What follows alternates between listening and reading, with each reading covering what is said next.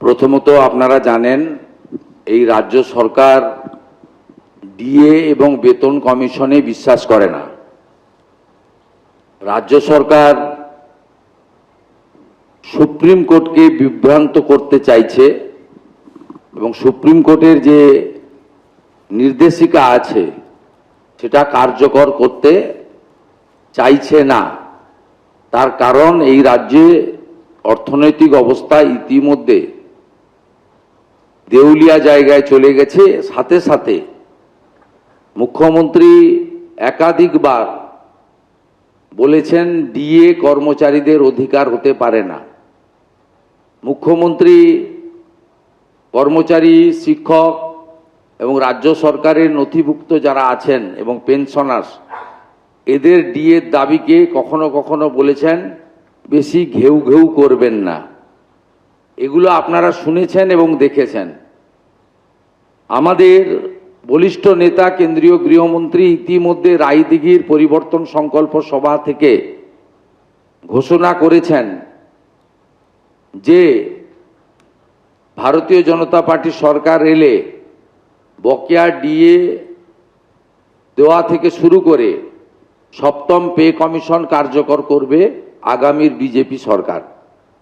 তাই মাত্র কয়েকটা দিন মমতা বন্দ্যোপাধ্যায় সরকারে আছে। 4 তারিখের পরে নতুন বিজেপি সরকার এসে কর্মচারীদের ডিএর অধিকার এবং বেতন কমিশনের স্বপ্ন বাস্তবায়িত করার কাজ।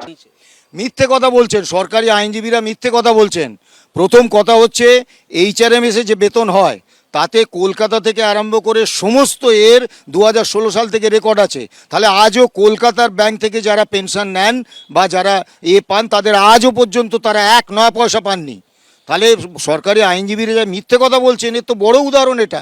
ট্রেজারিতে যে গেছে বহু নাম বলছেন এই পোর্টালে নেই, তারা পায়নি, তারা ছুটোছুটি করছে। সব থেকে বড় কথা যেটা ওই জিপিএফে ঢুকিয়ে দিয়েছেন 3 শ্রেণীর কর্মচারীদের আর 1 শ্রেণীর দিচ্ছেন এই বিভাজন করতে কে বলেছে? সব আর তার থেকে বড় বিষয় হচ্ছে যে সরকারি আইনজীবীরা অত্যন্ত কৌশলে চতুরতার সঙ্গে সত্যটাকে আড়াল করার চেষ্টা করছেন।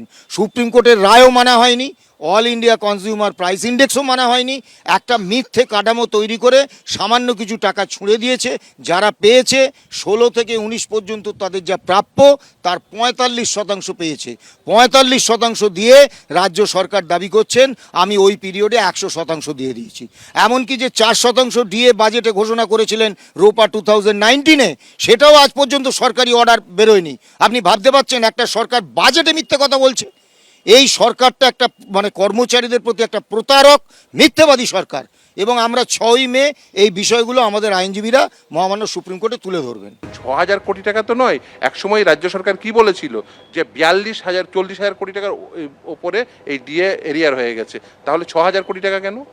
ফলে খুব স্বাভাবিক প্রশ্ন আসছে যে অ্যামাউন্টটা অনেক বেশি হায়ার হবে, কিন্তু তারা সেই হায়ার অ্যামাউন্টটা না দেওয়ার জন্য তারা নতুন করে রচনা করছেন। এআইসিপিআই নতুন তথ্য নিয়ে আসছেন, নতুন করে সংজ্ঞায়িত করছেন। এই সংজ্ঞা কোথাও নেই যে এআইসিপিআইকে নিউট্রালাইজ করবেন। এই সংজ্ঞা যেহেতু নেই সেহেতু তারা নতুন করে এই সংজ্ঞায়িত করতে পারে। আজকে আদালত যদিও একটা কথা বললো যে আপনারা বলছেন অনেক কিছু, কিন্তু প্রসেস তো অ্যাট লিস্ট শুরু হয়েছে। হ্যাঁ, অবভিয়াস, হ্যাঁ প্রসেস শুরু হয়েছে, কিন্তু তার মানে এই নয় যেটা প্রাপ্য ছিল সেটা পুরোটা পেয়েছে। এবং সব এমপ্লয়ি পায়নি এখনো পর্যন্ত। শিক্ষক, শিক্ষাকর্মী, পঞ্চায়েত কর্মী, মিউনিসিপ্যালিটির কর্মী, এবং শুধু তাই না, যারা সরকারি কর্মী তারাও, ইভেন যারা আগে রিটায়ার্ড করেছেন সেই সমস্ত কর্মচারীরা পাননি। তারা অনেকে আমায় পার্সোনালি ফোন করছেন যে তাদের অ্যাকাউন্টে এখনো পর্যন্ত কোনো টাকা ঢোকেনি। তাহলে যারা রিটায়ার্ড এমপ্লয়ি আছেন, যারা কর্মরত এমপ্লয়ি আছেন, সুপ্রিম কোর্টের নির্দেশ মোতাবেক তাদের দিতে হবে। নতুন করে আপনি স্টেট গভর্নমেন্ট নতুন করে নির্দেশ লিখতে পারেন না।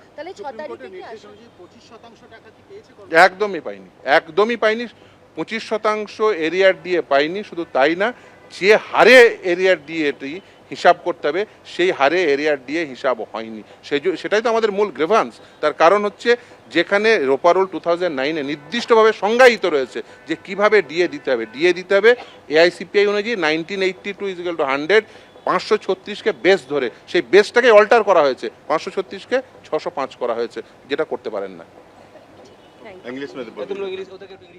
এবিপি আনন্দ এগিয়ে থাকে, এগিয়ে রাখে।